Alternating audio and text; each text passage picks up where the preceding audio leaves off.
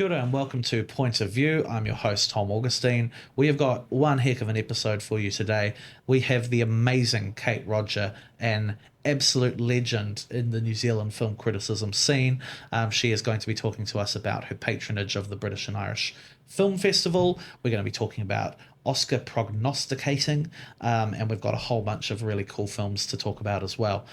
We're also later in the episode going to be talking to David Blythe, very, very cool New Zealand filmmaker, pretty under the radar. He's got a new film coming out, and we're also doing a retrospective of some of his other films.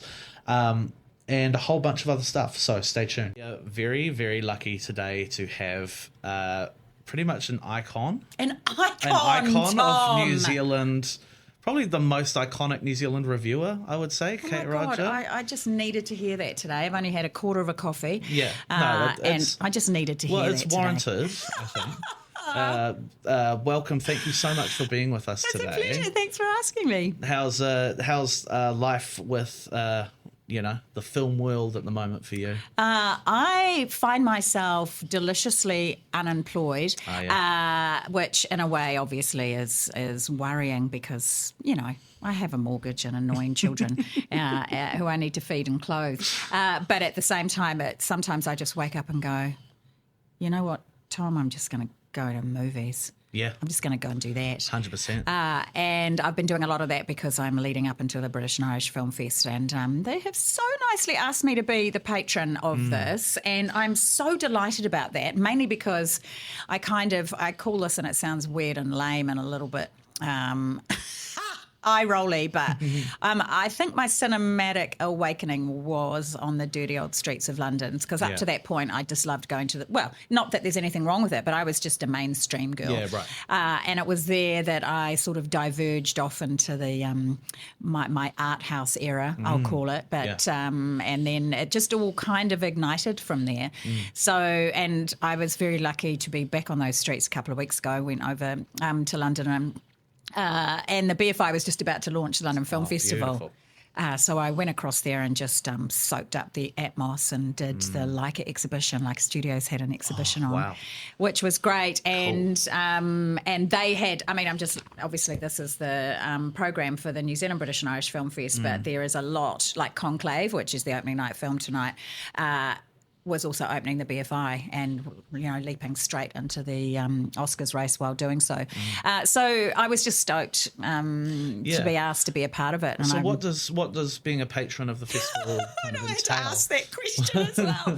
What is a patron? It sounds very ancient. It sounds very like official and very... It sounds regal. Regal, yeah. Doesn't it? Yeah. I did it just so that I could put patron on my CV, basically, Fantastic. Tom. Yeah, and it just involves... just talking about it, basically recording some reviews. So I've been very lucky to get a few sneak looks at the likes of Ralph Fiennes and The Return and Chuck Baby and Firebrand. We had Fergus here last I watched episode. that. He was great. Well done, Fergus. Yeah, he was great. And we were talking about The Return specifically and how unbelievably ripped Ralph my Fiennes God, looks. he's looking all right. And it's he's in it the most of the time. If he's wearing a loincloth, then that's fully clothed in this film for Rafe. Okay. And he's also got that, it's a perfectly, like, it's not, I've been taking steroids kind of stuff. It's so fitting for how... Odysseus on a boat forever. Correct would have looked. He might have, he was skinny but wiry, and you knew that he could slash a few heads if he needed to. There was something really simple about that film that I really enjoyed. And also just seeing him and Juliette Binoche back together. Not that they were sort of spent a huge amount of time in The English Patient, but it was it was amazing to see. So Fergus and co have done a great job getting like a top-notch selection of films that, like We Live in Time. Yeah, right. The Andrew Garfield, Florence Pugh film, which has just been dominating my social feeds in the last week or so. And the film looks gorgeous and lovely and heartbreaking. We were discussing, it looks like it kind of has that Richard Curtis-y kind of feel to it. Yeah. But maybe a little more I don't know, maybe a little more somber than I that? think so. And I also feel it's going to be one of those films where the trailer it gives you a taste, but might be slightly misleading in the tone, I think. Okay. I could be completely wrong, and I'll be seeing it on the weekend, and I can either be proven wrong and all right then. But it's great. I'm seeing the Widow Clicquot on the weekend and the Radleys, and it's just, I don't know. It's a funny time of the year as well right now, where it's not summer. It's most certainly not summer. It needs to hurry up and be summer. It kind of does, but it's also perfect movie going weather. Yeah, absolutely. So do you have not just the ones that you've seen, but from the list, is there one that you are triple underlining, you have to go and see this one? I've got to say, and it's happening any second now, it is Conclave, mainly because it's getting just so much Oscar buzz. And also, I just think it looks fascinating. The production values look amazing, but also Rafe's sounds like he's in the running for a bit of Oscar love. Yeah, absolutely. And I love a good papal drama. Totally. And I feel like we haven't had something like that for a while. No, Not and since, Stanley. like the Da Vinci Code or something like that. Same place, exactly. And Stanley Tucci I absolutely adore, so it'll be that's definitely high on my list. And I can't stop talking about Chuck Chuck Baby, but mainly because it's like I had no idea what I was in for.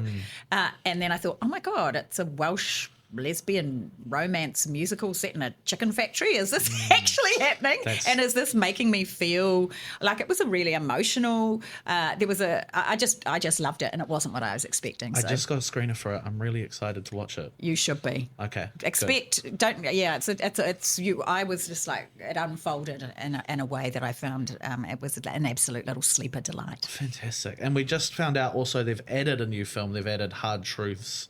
The Mike Leigh film. And again, when we talk about the films that kind of formed me when I was in my 20s, Mike Leigh, oh my goodness gracious. So this is an interesting one. I've only obviously seen the trailer for it, so I think it's a great addition. I think there were some issues around getting a rating for Bird, so they had to change some of the screenings, but what a gift that was. We got an extra film in the lineup, so bring it on. Yeah, fantastic. And it reunites him with his Secret and Lies star, Marianne Jean-Baptiste. I know, and she's amazing. Incredible actress. And great having her front and centre, and a character that I get the sense we're not supposed to like very much, and which she's so good at doing, but also infusing that character with so much humanity, which for me is what I love. He takes a story that you're just a simple story, and we relate to those characters because of, it's all very well to say, we relate to them because of their flaws. It sounds so cliche now, but it's more complex than that. Yeah. And it's not like this is a reason why she's a bitch, because of something that happened. It's not even, he doesn't even explore that. He just gives us an opportunity to, to broaden our minds. And I think more importantly now than ever, it's not taking things in and humans and situations at face value. And that's, I don't know how you feel about storytellers. I feel like this about any storytellers that can bring a film to the screen that can open a door into a completely new way of thinking about something. I am in awe of that ability. And it's a pen and a paper or a laptop that they are able to articulate. Oh, that sounds wanky, the human condition. It's not even that they can articulate that and then give it to creatives and then get it to a big screen to formatively make me feel a whole lot of things. I'm in awe of it. It's incredible. It changes your emotional landscape. Yeah. I remember when the first Mike Leigh I ever watched was Another Year with Leslie Manville. Yeah. And there's that final shot of her, which is just so devastating. Well, she's just phenomenal. I just had to go and watch as much Mike Leigh as I could because it's just so incredible. What can we say? Every time she pops up in just about everything, whether she's popping over to Paris to wear Chanel or whatever she's up to, she brings whatever's required in a role and has been doing it for decades. She's amazing. Going a little wider scope, I'm quite interested. You've been doing film reviews and coverage. You've been visiting sets. You've done red carpet coverage, all of this sort of stuff. I'm interested in what your perception is of the kind of landscape of film at the moment, as opposed to how it has been in the past. Have you seen, what kind of big changes have you seen in the world of film since you sort of kicked off? So you know Mad Max Fury Road? Yeah. Yeah. That's how the landscape of film now feels. I think we're now in this futuristic Gobi desert of, Yeah, right. of trying to survive on scraps. Yeah. What a drama queen I am. No, I think it's that's so fair. out I of think there. that's fair. I think, or here we sit in a year where, from my perspective, and having 21 incredibly nourishing years working for the best little newsroom in the world, to a landscape where an entire newsroom can be switched off overnight.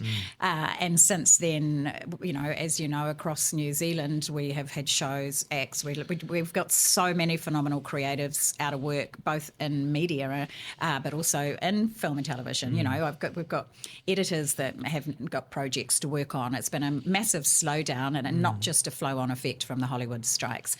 And that's just New Zealand. I was having a long chat with a really great mate of mine who's based in New York, and he has been doing exactly what I do for the last 20 years. In fact, that's how we got to know each other. And everything has changed. We had a little posse of junketeers, I call us, all based all over the place. Used to be Belgium and also the Middle East and London, and Germany, just a wide gamut. And the entire landscape of how the industry now promotes film. And let's face it, that's what I've been doing for 20 years. And it brings with it these amazing opportunities to hear from filmmakers and actors and DOPs and cover the Oscars and the BAFTAs and go to TIFF and go to Sundance and all of these things. It's all an entertainment media world. And it's just completely changed, and social media has completely changed it. And it's so much of it for so long in a system that is slightly flawed. And I've talked about this before, that we call it the junket system, and it's, Gladiator II is about to come out, and, we're going to sit down with the stars, or you go to a red carpet. And that's fundamentally what I've done. I've flown to San Diego to stand on the Midway and cover the red carpet for Tom Cruise's latest Top Gun. And it's a sensation. People are engaged and fascinated. They love the Tom character. They love Top Gun.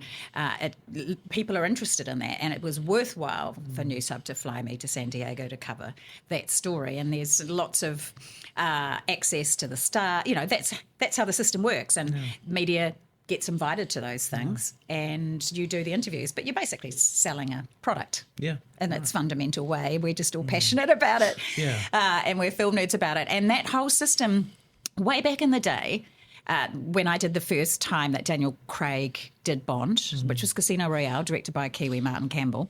I remember your coverage of that. Do you? Were you born by then, Tom? I was, yeah. That's so great. I don't feel nearly as old. I got 40 minutes, and that was standard. Yeah. Flew to Sydney for 40 minutes. The next time, for the second film, I got 4. So in 3 years, it completely fundamentally changed. Online changed everything, so it wasn't just, TV broadcast, and also online print wanted video. So it meant the video got truncated smaller and smaller and smaller and smaller. And the quality of your interviews obviously declines. Decrease a little bit. Because there's only so much you can get. You go into a 4-minute interview with Johnny Depp hoping A, that he's not drunk, and B, that you're going to get one grab out of that that's worth flying all the way to frickin' Chicago, that I can then pull a 3-minute story together with. Did you get one? Yeah, I did. Okay. Yeah. But what I did at the top of that story was just to, because I don't think there's an understanding in the audience of how we have to function, is that this was a 2-minute 30 interview, because he came back from a 3-hour lunch and all our slots went from 4 to 2.5 minutes. Right. So I just played it on fast forward at the beginning of my 2-minute story. A, to fill in time, and B, just to show this was as much time as I got. Yeah, right. So, Godspeed. So it's that is insane. And often you can go in with your 4 minutes, and just before you go in, a publicist will say, "Really sorry, you've only got 3 minutes," and then they'll wrap you. And when you play the video back on your laptop, you only got 1 minute 90 or something insane. And just a little bit of it something. is. And fascinatingly, just recently in the last couple of weeks, the San Sebastian Film Festival was held, and Johnny Depp was there with a film. And obviously there's still lots of interest in his come back, and there were a group of journalists, and let's not forget there is a huge horde of entertainment journalists who are freelancers that get paid for their content, and they pay to go to film festivals because they know they'll get a raft of content out of it. Right. But they had a walkout of a group of international journalists who basically said, Johnny Depp was suddenly paired with 2 other co-stars, so the most you're going to get is one question, and you've got to hang an entire GQ article on that, potentially a cover story. Or it's a print roundtable that used to have 5 reporters, is now 20 reporters, and it's 10 minutes with 4. And they just said, we're done. We can't even pay our bills. And interestingly, as I mentioned, talking to my lovely friend Stevie last night, he said that's what he's seeing with all of our long-term entertainment reporters who are freelancers, is that they can no longer do the thing that they love. And I mean, you mentioned the incursion of that kind of online tech world, which I think just sort of at some point bled into all these systems that seem to be working really well for everyone, really. I mean, we're jumping all over the place, but talking about, like, I was thinking about how streaming the other day really threw out a model that made a lot of people money so that a few people would make a lot of money. Yeah. And it feels like that has been echoing across the landscape. What do you think the long-term impact is for people in terms of their getting the good stuff, getting stuff that's really worth it in terms of both the films that they watch, but also, the reviews that they read, the interviews that they watch, that kind of thing. Yeah. See, what's fundamentally changed as well in my time is that the only way you would have seen Daniel Craig or Tom Cruise would have been by switching on your television. Yeah. Right. So, and then the internet came along and you can see my extended interviews online, but actually you can see 1,000 interviews because of every other reporter that's loaded it up on. So you're no longer a point away. Like, I've had kids that are now adults come up to me making me feel amazing and ancient. I grew up watching you on TV, and that it was the only way that I could indulge in my love of film was that Saturday night slot, which was the review slot, Film 3, or my interview content. That was the only way that they could get that. I was going to mention this off the air, but my my partner Amanda said, as I was coming in, I was going to speak to Kate Rodger, she said, Real Late with Kate started my love of film. So score. Love you. Absolute score. I love that show. We were crazy. We basically just did 35 eps. Bang. We should have done seasons because at the end of it we were broke and exhausted. And you left an impact. Thank you. Honestly, God, I absolutely love making that show. And I would love to do something like it again. But so it has all fundamentally changed about how you can access. And also, I think audiences' appetites have changed about what we want. They don't want to watch a 4-minute interview that Robert Pattinson has done 70 of that day. And we're lucky here in a sense because we're always going to get maybe something just that little bit different. For being a Kiwi or not being American, you might get a little je ne sais quoi. But it has changed and we have to evolve with it. I genuinely believe I haven't evolved fast enough, and I see people doing, I mean, you look at the chicken shop, take off, look at the hot wings, those kinds of ideas. But what's fundamentally, I believe, also changed things is podcasts. So why would you watch a 4-minute rote interview listen to with Pedro Pascal when you can go on to Smartless and have an hour's worth of those guys yarning in the most, and those are the guys that have the access and the stories, and so that, for me, even I will say that's quality. Saying that's a bad thing, because oh my God, I love podcasts. What do you think I'm doing here? And I love talking about film and being able to get deep and dirty into the weeds. Yes, please, because we don't get enough of that in a 4-minute interview, and I'd argue probably not even a 10-minute one. And do you know what? Before we change the subject, and I know I'm talking too much, but you're not. I saw Nicola Coughlan go on the front cover of Time last week. From Bridgerton and Dairy Girls. She's phenomenal.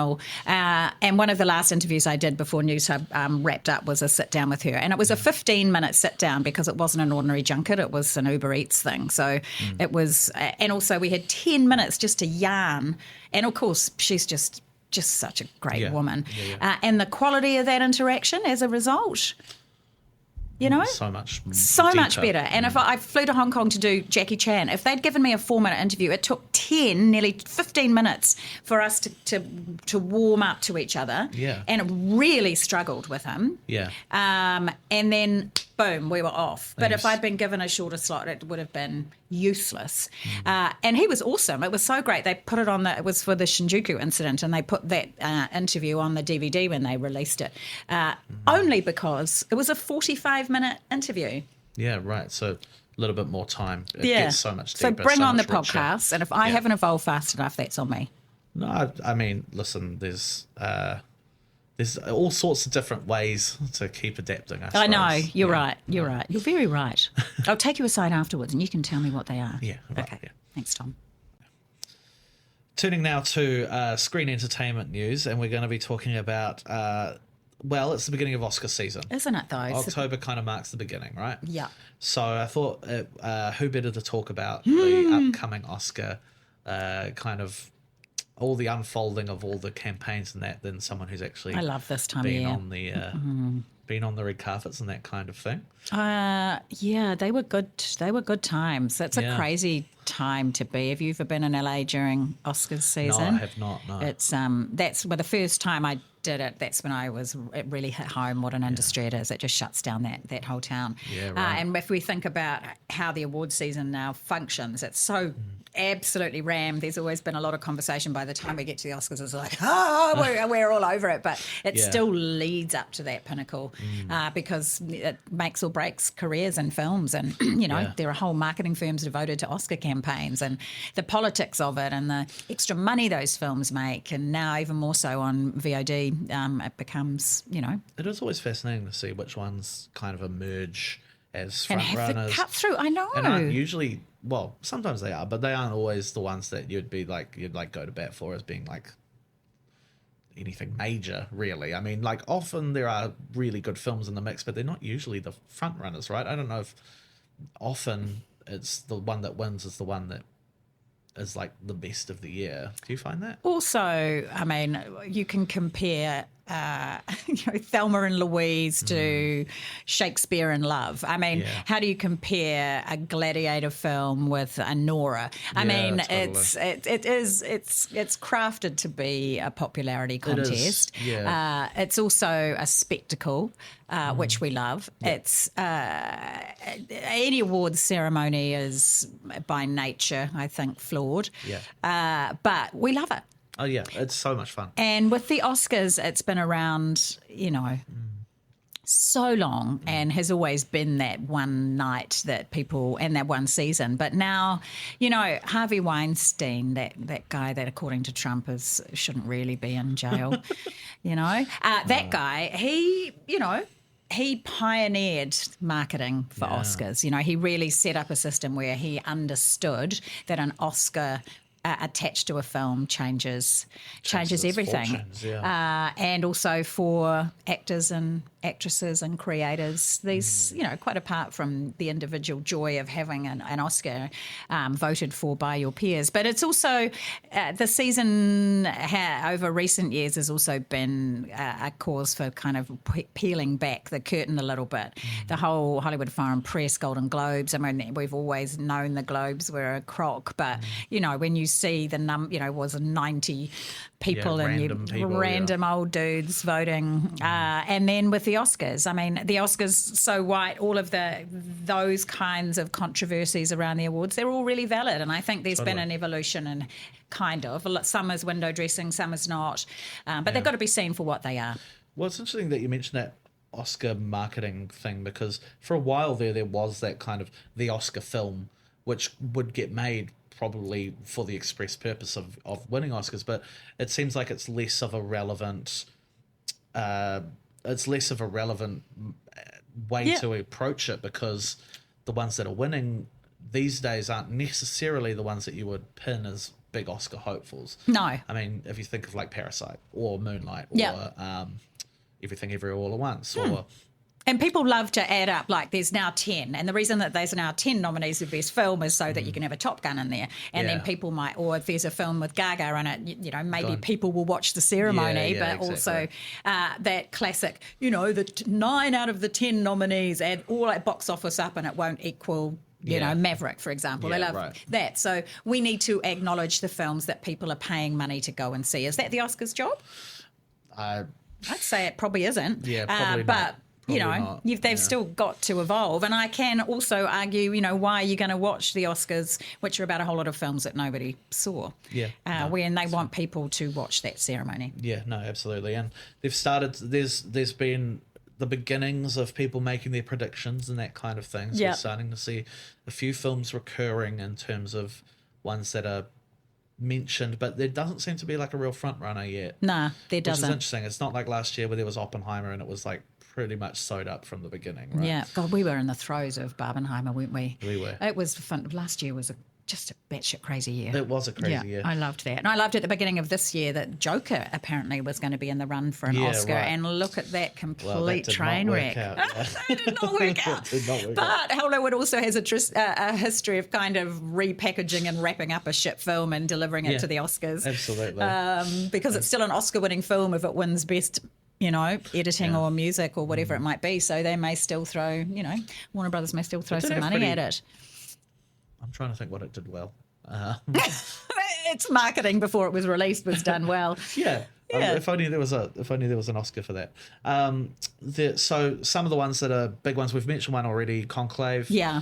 That seems like that's getting serious traction. It's a pretty and I can't respectable wait to see offering. It. I don't know, like it looks like it's very handsome and very like handsome. That's such a great word for it. Yeah, definitely. But like it looks like real classic kind of good meaty Oscar fare, which is good. Bring it on. And then obviously Gladiator II as well. Will depend how much of a success it is, I suppose. That could be the Top Gun Maverick. Yeah, it could be, But we've also, you know, Tom Cruise, bless him, and he's not going to get nominated for an acting Oscar. He has been before, but not for Top Gun. But Ridley could, you know, if this is batted out of the park, and if he well and truly, you know, it could definitely swing Pedro has Pascal his vengeance in this life or the next. Yes, he could. Snuck one in there. You're welcome. That's good. And Denzel as well. It's who knows how it will go. But I think there's a lot of chat, and there's a couple of other little ones that are kind of bubbling around, and Emilia Perez.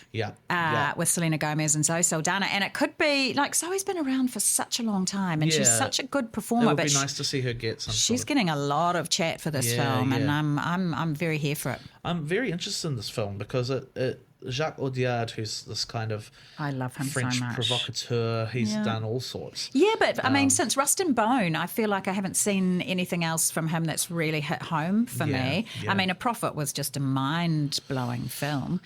And agreed. So, and it just it sounds like it's got all the elements. Musical / I guess like a cartel narrative / kind of exploration of transgender identity. I mean, those three statements in one. I mean, amazing. I think I'm very here for it. And on that note, the documentary section of the Oscars is going to be a fascinating one, and seeing how Will Ferrell will go with Will and Harper, which is just one of the loveliest couple of hours in a cinema. And when I say loveliest, it was just illuminating. It was heartwarming. It was funny as hell. And I would love to see that get some Oscars traction. Fantastic. We've got Dune Part 2. A few people are predicting that will get a kind of like a all the tech awards nomination, probably not a front as a best film. Do you think? Yeah, well, possibly it will get like it's a big film, give it a best picture nom, but not really in the running for awards. Agreed. See, can you tell me what's happened to Challenges? That's one of the best films I've seen all year. It hands down better get a bloody soundtrack nomination. Yeah, absolutely. Is it just a case that it came out too early? I wonder, but I'm not hearing, because sometimes they do that and then they start to pump money into it, because that was, as a cinematic experience, oh my gosh, it was so great. But it's way down the lists of everything that I'm seeing. So maybe it's just, as you say, it came out earlier and it's kind of lost its traction. Are there any other films that you think you would love to see in there that probably aren't getting in the conversation at the moment? That's definitely one of them for sure. Yeah, for sure. And there's a couple of others that I'm desperate to see that I haven't had a chance to yet. And I think Adrian Brody in The Brutalist is one of them. And also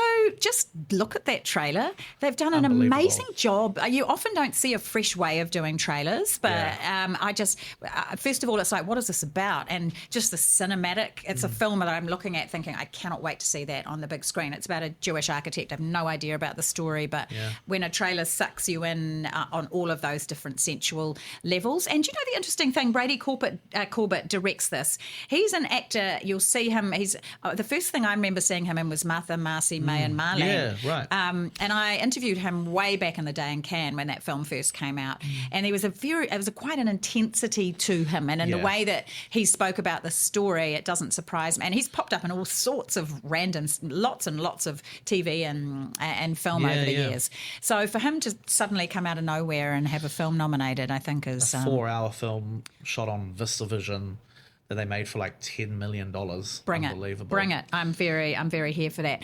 We haven't talked about Timothée Chalamet and whether his Bob Dylan will get... but I don't know what it is. I'm not into it. And I don't... Are you the same? I'm not feeling it either. Why is that? I just don't like... This kind of biopic generation of like, we have Bohemian Rhapsody and all those other ones.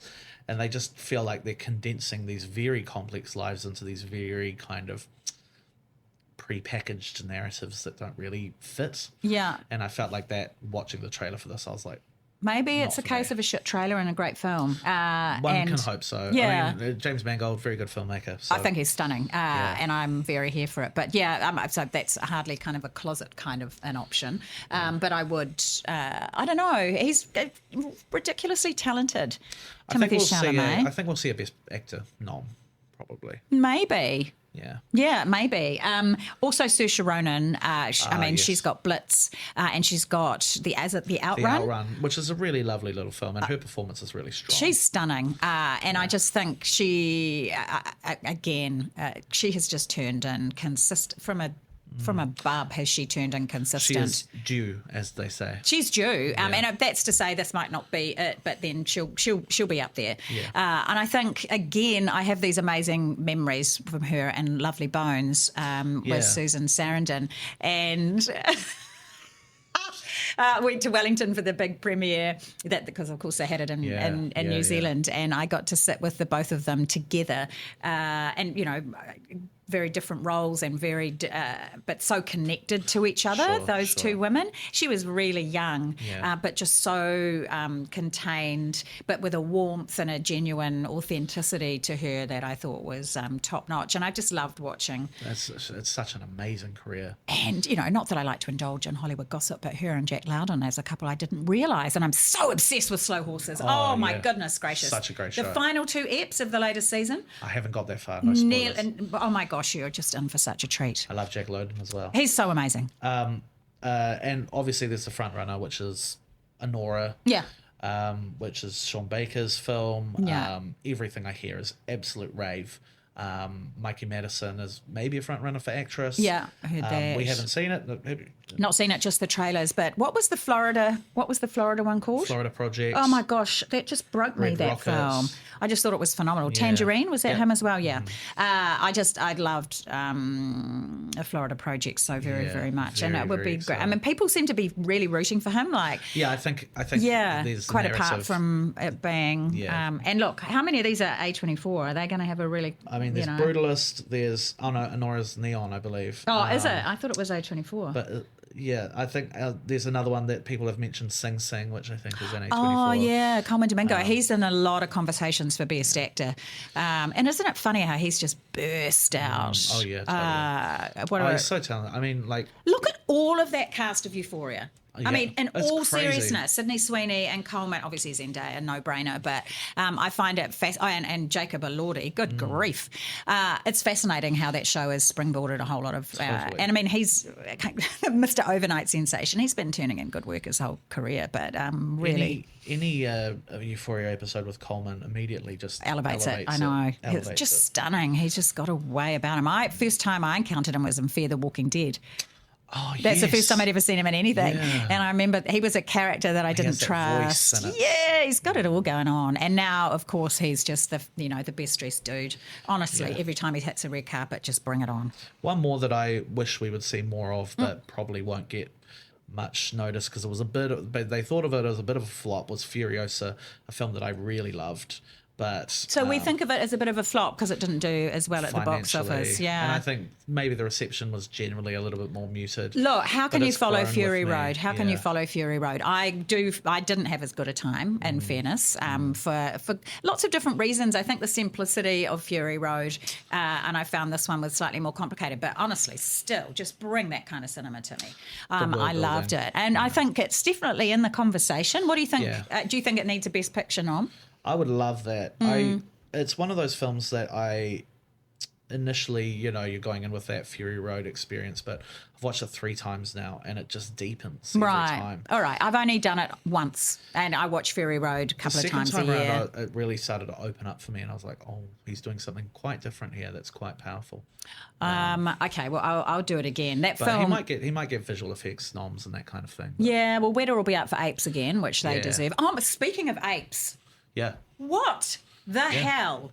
Are we so totally here for Robbie Williams? Robbie For Williams. Better Man. When Yeah, he's basically, his whole Robbie Williams story is told Yeah. as a monkey, as a monkey, chimp. yeah. I mean, I don't know if that's going to be one that the Oscars group responds to, but maybe No, but it the could be special like a effects. Rocket Man thing where everyone's just like so here for it. That's true, And that's also, true. it's the dude that did Greatest Showman. I'm willing to put down money that it will be I will probably enjoy it more than the Bob The Dylan show. Oh, but biopic. hands down, I will. But then they're very different. He's an entertainer. Yeah. I mean, I don't know if you saw the doco series that he did, and I just found it fascinating. I'm fascinated by him. Yeah, totally. Anyway, that was a weird segue. So, yeah, maybe VFX, and maybe we'll see that for June. And, the Appetite, June Prophecy, I cannot wait for that show to land. I know we're talking about movies, but... Yeah, well, no, it speaks to that kind of cultural movement. It does, but June. also the cultural movement, but also that world building that you get through visual effects, Yeah. which I think is it just gets better and better, and it's not a distraction anymore. It's just an ability to. When it's done well, yeah. Oh gosh, and I just I do love June, so yeah, I hear you. Bring on Oscars season.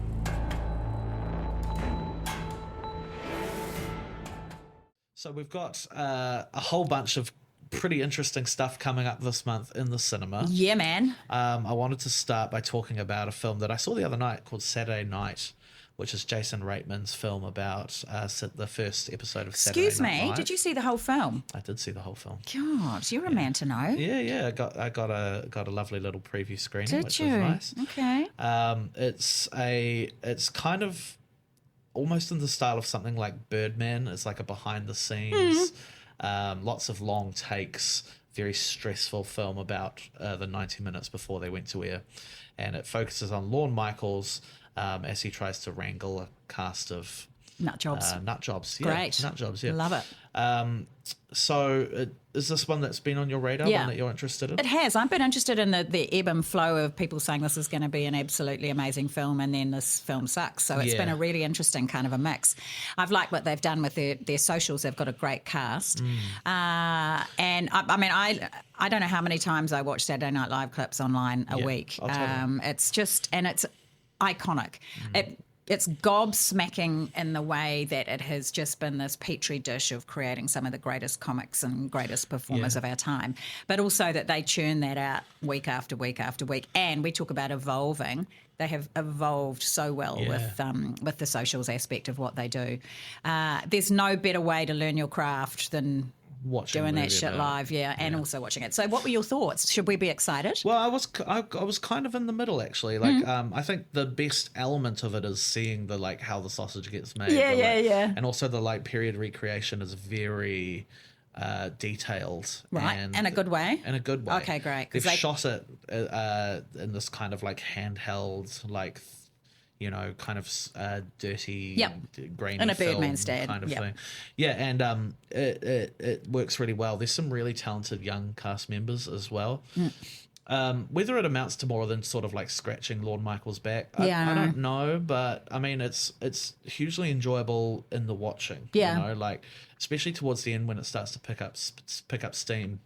you start to really get a sense of, oh, this is like this show's an institution. Yeah. And you can see, and it's really nice to see the roots of it. So Will it have much reach here, though? I mean, Saturday Night Live is a thing, but it's obviously it's an institution in the States. But and I know lots of people hard out into it here, but I'm be interested to see how it'll go. I don't know that it will. I mean, it is very inside baseball. The movie is very inside baseball. Like it's very like heaps of in jokes about SNL. But like, I don't know, unless you're like a giant nerd like me, I don't know whether it will. Agreed. And just getting Kiwis in the door in the first instance. 100%. Yeah, 100%. Interesting. There's a certain kind of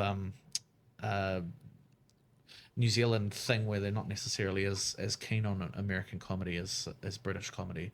I find a lot of the time. I think, that might be changing slightly. We all grew up on British comedy, right. and but no, agreed.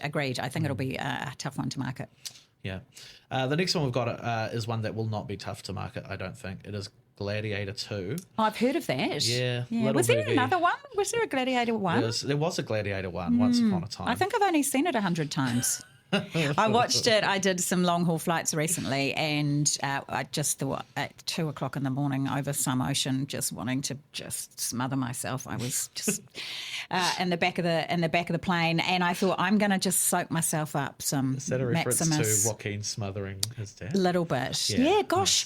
That's so interesting you say that. He is so great, isn't he? He's really good at it. He is. He's it's just a real moment. Next level. And everybody, there is not a false step in that film, and it has not aged in a day. I just love it. And I'm also embarrassed how much of the dialogue of that film that I know. I'm embarrassed. Can you do the speech? No, I'm not going to do it for you, but thank you. Enough. Thank you for asking. I'm just always embarrassed because he just does it in a way that just, and it's the turning, and the way that Ridley, shoots it. And just takes the helmet off and turns it around, and you're just, even now you get goosebumps because I've seen this 100 times, but it feels so good. It's so good. Would you say it's your favourite Ridley? Well, Alien, hard one, eh? Super tough. He does have a very varied career. I mean, look, people kind of seem to think he's on a bit of a downward slope at the moment, but I think there's been plenty of great. 80 for God's sake. Yeah, totally. It's insane. Or even older, and he might even be older. He just continues to kind of churn them out. And a lot of them have been really good. I thought The Last Duel was really good. Yeah. Alien Covenant is fun. I thought Alien Covenant was great. I visited the set for Alien Covenant in Australia. That's awesome. I got to sneak on, and we weren't allowed cameras or anything, but I got to just have a wander around. That's so cool. And he is withering. Oh my God. We were with a group of press, and one of them had the sheer audacity to compare the Prometheus or Covenant to an original, and oh my God, that journalist just left in a pool of. It was. I loved him for it though, because it was a dumb question, but yeah, it was fascinating to be on a set of that magnitude and just and watch him do his thing. It was very, very cool. Well, the Gladiator 2, the trailers look really promising. Paul Mescal in the lead, who I think is a really great rising star. And then we've got Denzel as well. Yeah, just a bit of heft in there. Yeah, chuck Denzel in there. Chuck a bit of Denzel. And Pedro as well, Pedro Pascal. Love me a little bit of Pedro. He's, and I love how again in their marketing, it's what do we call it? A 4-quadrant film. I mean, the appeal of Gladiator is over the decades, and universal. It is, but you've got Paul Mescal and Pascal, who will bring in a different generation to come and see it. It's I don't know. It's, for me, it would be an absolute travesty if he doesn't hit this out of the park, and that's the problem when you. But I mean, if Tom can do it, pressure's on. Can't Ridley? No, exactly. Yeah. Totally. So I have a belief, and from those that were the earlier social media reactions after that LA special screening that popped up out of nowhere, have been pretty good. Yeah. And I think Denzel's getting a bit of buzz, and so is Ridley at this point in the award season race. Yeah. So let us see. We'll absolutely see. Shifting to a much smaller film, a documentary that I caught earlier this year at the Whanau Marama New Zealand Film Did you Festival. see it at the fest? I was gutted to miss it. It's a very, very powerful film. No Other Land is a film following some of the, people living in the West Bank, the occupied West Bank. It's filmed by a Palestinian-Israeli collective. Devastating, truly powerful And this was all shot prior to October 7th, and it's a truly monumental effort. It's one of those films that I just think it's like something that everyone should watch. Yeah. It's an incredibly powerful documentary. So with an opportunity to see something like this off the back of something that's just dominated the consciousness globally and geopolitically, but socially as well, is this an opportunity for people to have a greater understanding?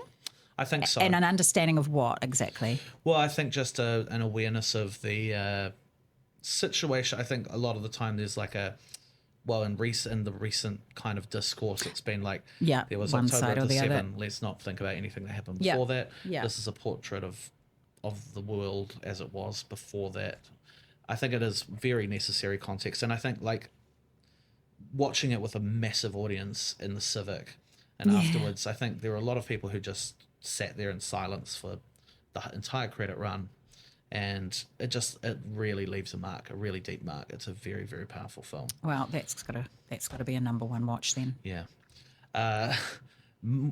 This is a bit of a shift, talking about a very different kind of film, because Christmas is coming. No, it's not. I went into, as I'm wont to do, I like to go into like Selfridges and Fortnum and Mason and places like that when I go back to my old haunt of London. Nice. And it was late September, Tom. There is absolutely no need for Christmas decoration. There should be a law If you're against it. bypassing Halloween, that's pretty evil. Correct. Yeah. Anyway, so I could feel all of my anti-Christmas grinchiness coming to the fore. But I do love Christmas, and I do love a Christmas movie. I don't know if you're going to feel that way. Have you seen the trailer for Red 1? Look, my therapist said I'll eventually get over watching the trailer for Red 1. But who knows? People may love it. Where are we? When we talk about the changing face of this year, where are we with The Rock? Where are we right now? I mean, I was thinking about this the other day because there was a period in time when he was actually doing some really interesting work. Ballers. I mean, even before then, he was in Southland Tales, Yeah, like true he was that. doing, like, however you feel about that film, the fact that The Rock was willing to be in that Yeah, film. I know. And then I think he became more of a brand, and now everything feels like it's tied into the brand. Yeah. But I took one look at the trailer for this film, it's about a really jacked Santa played by J.K. Simmons who gets kidnapped, and then The Rock and Chris Evans have to go and find him, hunt him down and save him. And all that bad feeling just rushed back. I don't know. I mean, I have a real affection for Dwayne Johnson, especially because I'm a dyed-in-the-wool Fast and Furious fan. Sure. But, I don't know about this one. Look, I find the feeling around The Rock fascinating. If I go into any school, not in a stalky way, but if I'm talking at a school or whatever function of anybody that's under the age of 15, and I'll say, I've interviewed Meryl Streep. Nah. I've interviewed Tom Cruise. That's amazing. Have you interviewed The Rock? Only about 6 times. Absolute carnage. He is beloved in this country. He is. Absolutely beloved. And I'm here for it. Yeah, I grew up in South Auckland where everyone was claiming to be his cousin. Yeah. And he does have that impact. He has that long Jason range. Momoa is the same, and of more recent times. So it's a really interesting one. I think when it comes to up until recently, I've found his social profile to be incredibly inspiring. He's all about hard work, putting in the mahi, and conducting yourself with and I was into it. And then and the same thing with Momoa and his vodka brand. Suddenly, every time The Rock posts, he's sipping on his his Taormina tequila, and I don't begrudge anyone trying to make a living. Don't get me wrong, but that's become slightly more icky for me over. I agree. Even I love Ryan Reynolds, but then it's all about his aviation gin here and there. You see the gin in all the films. It's so and it's a bit too icky. But then there's a big part of me that's just like, well, whatever. Don't be so judgy. But again, with The Rock, I feel like he also hasn't had a hit for a bit. Yeah, no, totally. Yeah. I feel like maybe the effect is wearing off a little bit. A little bit. And I tell you what, one of the most amazing men to interview every single time. He's just gracious, incredibly generous, charming. Genuinely charming as well, and chatty on and off camera. I find him fantastic, and he's definitely got a presence. I think the first time I interviewed him, he still had hair, and I think it was for maybe The Tooth Fairy or one of those old films, and it was in Sydney, and I remember walking into this tiny hotel room, which all of those junkets had, and he stood up to shake my hand, and it was just like this mountain of a man with these amazing white teeth, and it was just like so overpowering. Wow. He's a big dude. Yeah. He's a big dude. Okay, well, you might have convinced me to give it another try. I'm not trying to convince you. The film looks like it might not be great. But but I felt a rush of affection for The Rock. Did you? How do we feel about that Chris Evans assance? Is that even a word? When he popped up in, spoiler alert, in Deadpool and Wolverine and started saying cuss words, I thought people, the cinema was into it. And I was just don't do it, please. It wasn't working for me. It didn't work for me either. I think he has struggled to find something outside of Captain America. I know, it's so hard I think because he should return he's to some of beloved. the more... Well, anything to do with Ryan Johnson, he should do, because that role and that was he was just so great. He's even great in I was thinking about Snowpiercer and amazing. how I great forgot he is about in that. He's kind of the best performance in that film. Yeah, I think. it's really sort of impressive. not. In a weird way, it's not as performance driven, is it? That film, but I just thought he was really sells it. He really, really sells it. I don't know. Maybe We'll see. People will go see it. They will. And anything that brings money in at Christmas time for our cinemas, then I'm here for it. Totally. Another one that's probably going to do the same is Wicked. It is part one of the cinema adaptation of the I didn't know stage that. show. Yeah, no, it's split in two for some reason. I don't. Well, really we know understand. the reason. Well, yeah. Right.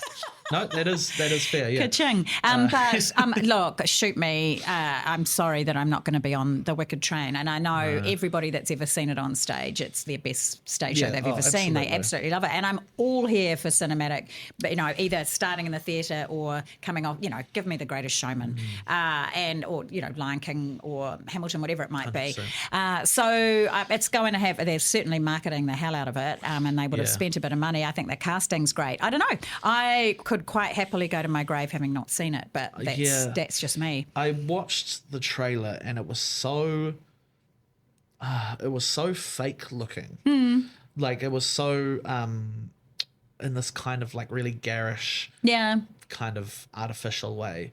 It just switched me off completely. Right. Are you? Do you know the story? Are you a fan of the show? Have you seen it? Do you care? Do you like the music? I don't really. It's not really my thing, but I know the music obviously and that kind of thing. I don't have necessarily bad feelings towards it, and I also like both. I like both Ariana Grande and Cynthia. I think Cynthia's amazing. Yeah, so I'm definitely open to it in that regard. I'm going to be very open to it. I'm going to go into it with an open mind.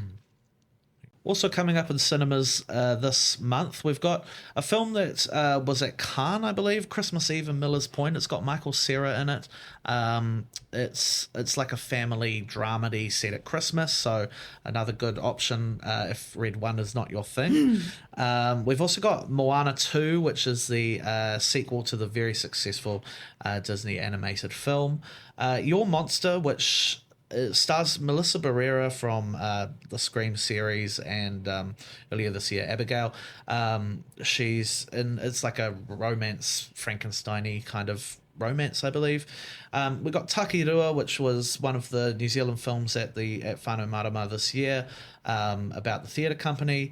We've got Memory, which stars Peter Sarsgaard, and we've also got on streaming, I believe, only. It's The Piano Lesson. Which is the film directorial debut of Denzel Washington's son, not John David. The other dude. What a talented family. Very Good talented grief. family. I believe John David is in there as well, acting as well. I could watch him all day. That'll be interesting to see how that does, because again, that's in people are chatting that through award season, Oscar aren't buzz. they? Yeah. Moana 2, always. I love Moana, the original, I absolutely adored. And there's a live action one. I'm sort of feel like that. Are we getting to Moana saturation? Yeah, totally, absolutely. The one that I'm really interested in is the Tadeo version. Is that the one that's come out recently? Yeah. Yeah, that's really cool. I think they did Encanto as well. There's been so many great Tadeo versions of Disney. Yeah, fantastic. Now, we've got a couple of trailers for films that are coming out this month as well. The first one is a really interesting-looking stop-motion Australian film called Memoir of a Snail. Have you seen this one? I have seen the trailer only for this film. It just won the London Film Festival, the BFI. Fantastic. It's the first time in the history of the festival an animated film has won. I am absolutely passionate about stop motion animation. Love it. I don't, whether it's Wes Anderson or it's one of those.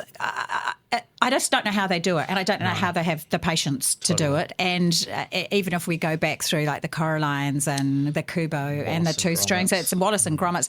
It's just like the dedication to that. But ultimately, it doesn't matter how you craft and sell a story; it's got to be the story itself. And watching the trailer, I'm getting kind of a sense, but what a teaser it is, because I really still don't really have a sense of what it's really about. Well, I saw somewhere that it's a tragicomedy, which is quite interesting. Well, who does tragic comedies better than the Aussies? That's true. And what a voice cast. Cody Smith-McPhee and Jackie Weaver, which is very easy to pick her voice, and Succession stars will be very happy to see Sarah Snook doing her thing. So bring it on. And the aesthetic of it is just a delight. Well, yeah, I mean, I think the thing about stop motion, I'm the same. I'll always, if there's a stop motion animated film or another kind of animation film, I'm always going to go for stop motion. I think maybe it's that handcrafted element, like that you can see the work that's gone Honestly, into it. I remember when they released from Kubo the behind the scenes, and it was all done on a time lapse, and it was just like unbelievable. It's just stunning. And Isle of Dogs, not my favourite Wes film, but I got to visit the stop motion studio down in Christchurch, where a New Zealand animator was working on the film, and see how it was made, how they do it with their cameras looking down. It was just like, what? Yeah. And also I love that kind of thing. We could make it right here on this, I couldn't because I'm a numpty, but a stop motion animator can tell a story in the tiniest of kind of landscapes in the most cinematic of ways, So I dig it. This is a side note, but did you also see the trailer for the new Wallace and Gromit film that's coming out? No, which one? There's a new one. It's called Murder Most Foul. And it brings back Feathers McGraw, the penguin with the rubber glove on his head. Noted. Yeah, worth a look. Okay, is that coming out next year, do we think? I think so, yeah. All right, well, we'll add that to our list of stop motion joy. Yeah. The other trailer that we've got is for Lucy Lawless's directorial debut, the documentary Never Look Away. Have you seen this? I have. I actually went into the cinema to watch a film that's completely escaped my menopausal brain last week. It's the first time I sat down and watched something in ages, and it was played before the film, and I hadn't seen it on the big screen. I'd only seen it on my laptop, and you know how much more powerful things are on the big screen. And a story, I think too, because of 20 years in the media and knowing camera women that have that same anarchic kind of spirit to them, and how hard it is to have that cut through as a woman, but just generally. And I also saw Kate Winslet and Lee last night. Yeah, right. So I feel like there's an element of that, that it's not necessarily an addiction, but, there's Hurt Locker. There are so many films made about how hard it is when you're in that environment and how drawn you are to going back into incredibly dangerous. Kind of like an adrenaline junkie. Yeah. So I'm the early feedback from screenings at festivals is top notch. I can't wait to see it. I think it's amazing that Lucy's going behind the camera. Yes. So cool. And the archival footage that she's had access, I can bring it on. I can't wait. Yeah. So it's a portrait of Margaret Moth, who was a very notable war photographer, suffered a very, very terrible bullet wound, and then shrapnel. was back shooting with a camera very soon after. I haven't seen the film, but I have heard that it's really valuable in that it's not just a puff piece. It delves into the complex kind of emotions of Margaret Moth and paints a really fascinating complex picture of an individual. And also we need this content archivally to be made to reflect the true history of New Zealanders, but also New Zealand, film and media. So, very excited to see it.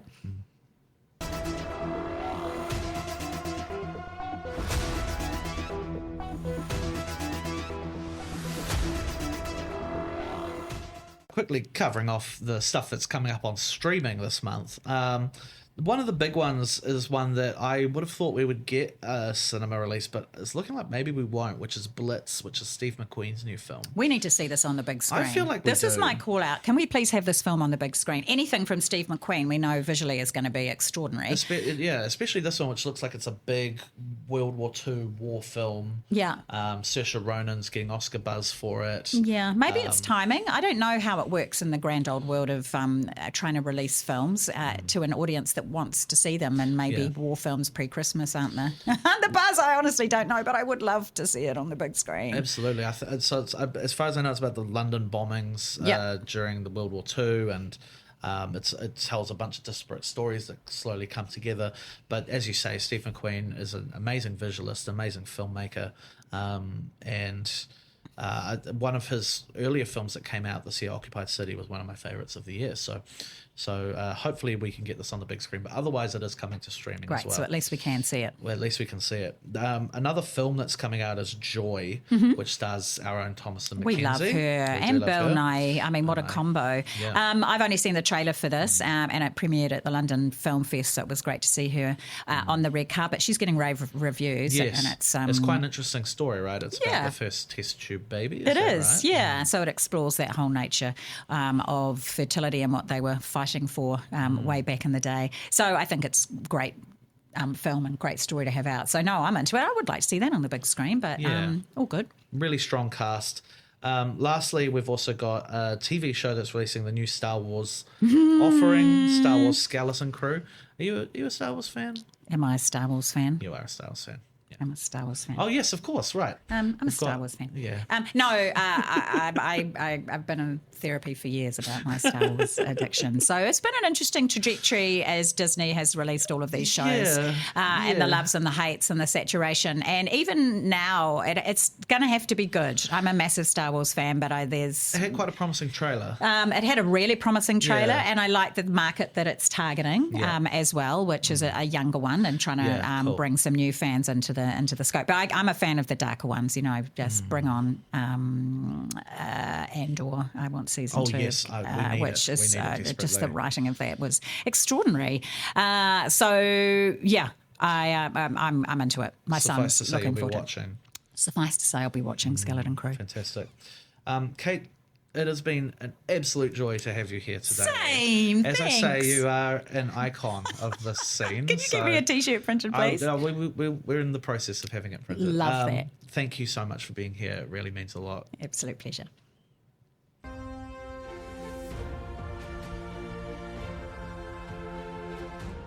Away for some of the movies that we've just talked about. Never Look Away is Lucy Lawless's documentary debut about war photographer Margaret Moth. It is one that I think is a must-see. Thank you to Trigger Marketing. We're going to be giving away a few passes for that. We've also got passes to Memoir of a Snail, the Australian stop-motion film. It's got a great voice cast. It looks really interesting. I love stop motion. I'm there. Thank you so much to the good folks at Man for that. That's our show for today. Thank you so much for joining us. I'm Tom Augustine. We'll see you next time. Ka kite.